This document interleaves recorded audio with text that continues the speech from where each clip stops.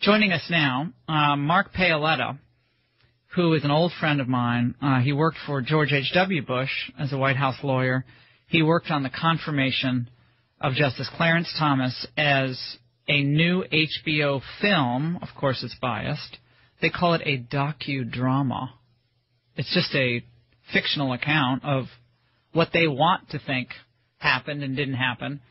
And Mark thought because they're getting so much publicity, it's a good thing to remind ourselves of what really happened and why Justice Thomas is just one of the greatest. He's one of my favorite people, period. Mark Paoletta joins us now. Mark, great to talk to you. How are you? Hey, Laura, I'm fine. Thanks for having me on. Absolutely. And I forgot even, I didn't even want to say Anita Hill's name, but I forgot where she even worked at this point. Where did she work with him? Yeah, I've been spending some time on this over the past few months once I heard this movie was being made.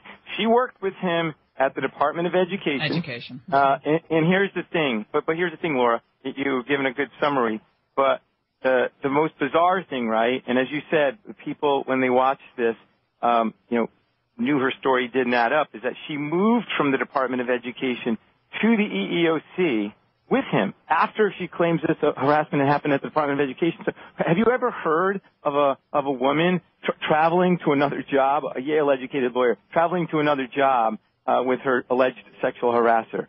And that's why, it was so crazy. And in fact, what happened in those hearings, Thomas had been through the FBI background check. He had been through 4 of them, as you said, and you're exactly right. It was a rumor at the last minute that Anita Hill actually put in play with her friend Susan Hirschner. Mm-hmm. And when this first sort of came about, right, she tried to lodge an anonymous complaint.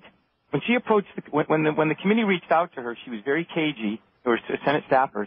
And then when she approached him, she wanted complete anonymity so that Thomas wouldn't even know her name, right? And Biden said, to his credit, we're not going forward that way. This is not a star chamber.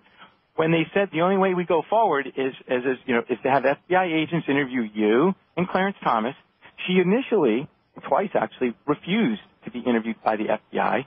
And once she did, she gave the FBI 2 names of women who she said would corroborate her claims. And both women, the FBI went and interviewed that day or the next day, both flatly denied anything ever happened, and that Thomas acted with great integrity. And one of them, Nancy Fitch, testified for Clarence Thomas. You may have remembered her from the afternoon panel with the 4 women. So this is, Laura, this is such a hit job. I actually have a copy of the script of this movie. And what it is exactly as you said. It's how the left, how HBO wished these hearings would have been in terms of Anita Hill's credibility. The American people watched those hearings, and at the end of them, everyone was glued to their sets, and they got to watch, right, without the liberal spin machine. They got to make their own assessments. They watched Thomas, they watched Hill, and they watched the witnesses, the so-called corroborating witnesses for Anita Hill, and they knew that Thomas was telling the truth. It was 2-1 in favor of Clarence Thomas. Those hearings ended.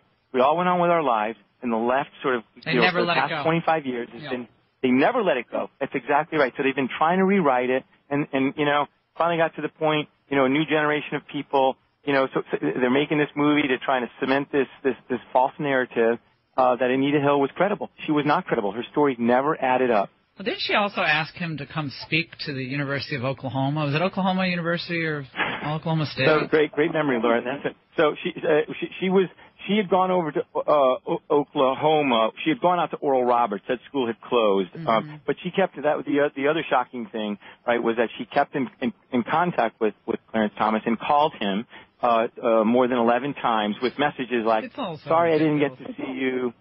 Sorry I didn't get to see you. Please call me. And again, here's the thing. When she was confronted with those phone calls, she initially lied and said she had never made those calls, that any calls that Thomas, that she had only been returning his call. That was proven to be a lie.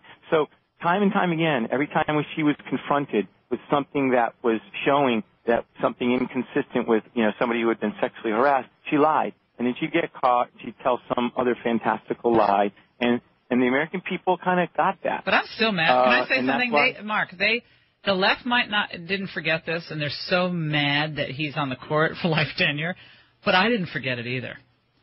When a friend of mine is attacked unfairly, and Justice Thomas is like my family, I don't forget it.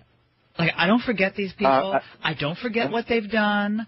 And it's up to God to forgive them. I'm not forgiving them. I'm sorry. I don't forgive what they did to him. And the fact that when you mention his name, you know, when the liberals kind of roll their eyes, I just feel like you are just you have no idea what you're talking about. And you're the same people who actually defend and promote a man who, with good corroboration, actually raped a woman. Bill Clinton with Anita Broderick and all the other things that he's done to women over the years.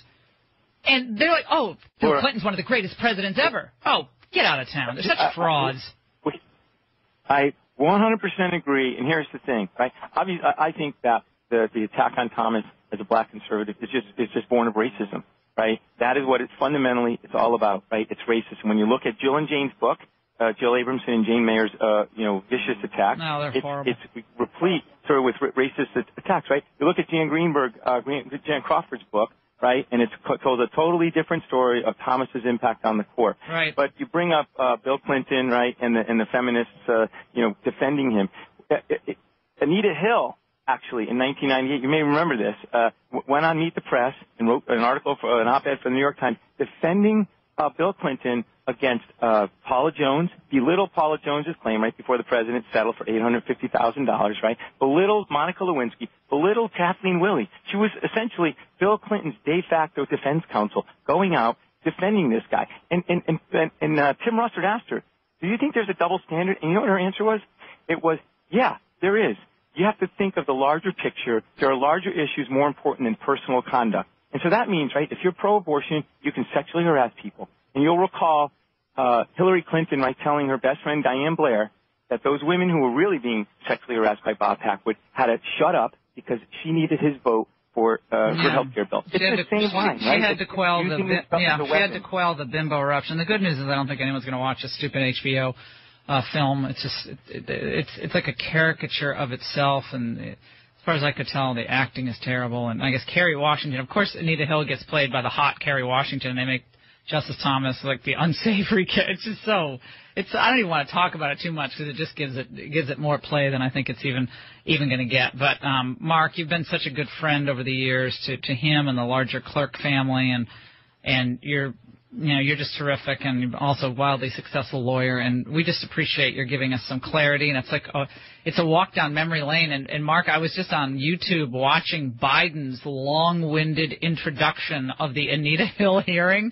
Oh my gosh, he is the most forget the substance of this, but he is the most long-winded, turgid. I was trying to find a soundbite to play, but it would go on for like a minute and a half because he has so many positive phrases and subjunctive clauses and ums and ahs and our vice president for the past 7 years. Mark, thank you so much. We really appreciate your perspective on this, and Justice Thomas is so blessed to have you as a friend.